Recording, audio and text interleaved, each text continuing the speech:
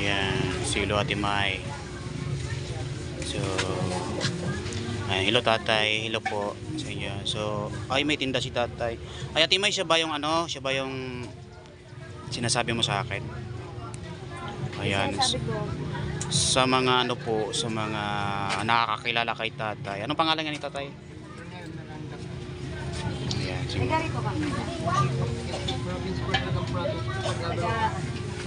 Alam mo itong interviewin ko, ilan mo naawa ako nito kasi lagi ako bumibili sa kanya ng ganito.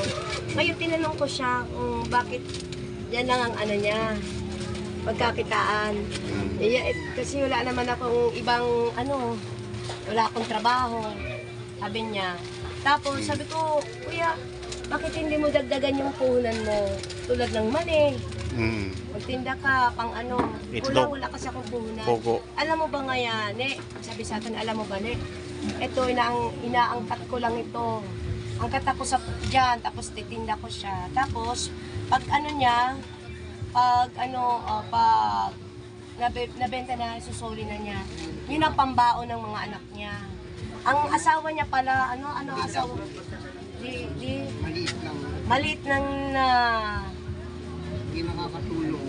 hindi siya nakakatulong syempre sa bahay lang. Siya lang mag-isang kumakayod. Ngayon sa mga willing dyan tumulong na mabigyan ng extra puhunan si kuya, kahit pantinda na lang ng mani, kahit mani-mani. Binatawa ko lang kayo. Pero sana sa mga mga gininto ang puso. Nakakadurog ng puso po si tatay. Nakakadurog ng puso. Si kuya, tulungan naman natin. Yan, kasi alam ko marami naman nangangailangan. Pero kasi ang tinda lang ni tatay ito lang po. Ito So, lang, hindi makakasapat sa kanyang pag-araw-araw kasi may mga anak niya. mga anak niya. Ilang taon na ako kaya tay? 61. So si tatay dito lang siya umiikot sa buong palengke na ang tinda niya ito lang. So hindi po sapat ang kanyang kinikita doon sa pang-araw-araw. Opo. Kaya nakilala ni Ate May. So lagi Sabi ko i-vlog ko siya. Malay mo may viewers sa amin na makatulong sa kay kuya na mabigyan siya ng puhunan, ng mani. Sabi ko, kuya, dagdagan mo yung puhunan mo. Wala akong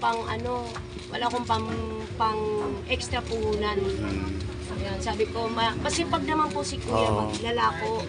Ito nga kahit piso lang ang dilensya. Inaano niya. Kasi para sa mga anak niya, mapambaon man lang daw. So, ayan. Sana makatulong ang grade 4, grade 1. Maliliit pa. Si tatay, matanda na siya nag-asawa. Maliit pa. Kaya lang hindi nakakatulong. So, parang PW yata yung asawa niya. Okay. So, ayan guys, sa mga sa mga nadudurog ang puso kaya para kay tatay sa sitwasyon ni tatay, sa mga may gininto ang puso diyan, baka po kung sakaling mayroon kayong may tulong sa kanya para po matulungan yung kanyang at madagdagan ang kanyang paninda na ito lang po ang tinda niya na pang araw-araw niya o pang gastos. So, lagi ko itong binibilihan kahit pa isa-isa lang kasi sapat din ang pera ko pa isa-isa, pero gusto ko kahit papano mabilihan siya nga ubos yung tinda niya kasi po ayan. para naman may pangbili siyang bigas. Okay. Sa mga mabigas dyan, pwede naman dalhin nyo dito sa akin. Kahit 1 kilo lang, okay na yun. Ayan, si tatay. Ayan. So, sabi ko, pinagpara si shoutout tunay ka. Sabi ko, sari na naman. Hindi, sabot ko kaya binatang mo na pagbali ko. Anap-anap na ko baka ni bakal karne. Iyan nga ni, panasay mo. ayan, si kuya. Ayun na, pagal palagudi ka. Ayan po. Sa mga gusto dyan tumulong kay kuya, kahit konting puhunan, pandagdag niya. Makadagdag lang. Makadagdag lang po. Yeah. Sabi ko, sana nga, kung may magbigay po sa inyo, yan, natin yan. Para palaguin niya. Ayan, si tatay. Ayan, close natin ang mukha ni tatay. Ayan, tay, mag-hi ka lang sa lahat. Hi po. Ayan, si tatay. Kung ano po yung ipapagkaloob niyo po sa akin, isa ko pong salamatan sapagkat kapos po talaga parating ka po. Naiyak si kuya. Wag na. Naiyak si kuya. Ito ako naiyak ako. Nakatago sa puso ko. Kung mabuti ko nakapagsweldo na ang kap nun, ay Nakaahon na ang kapnot.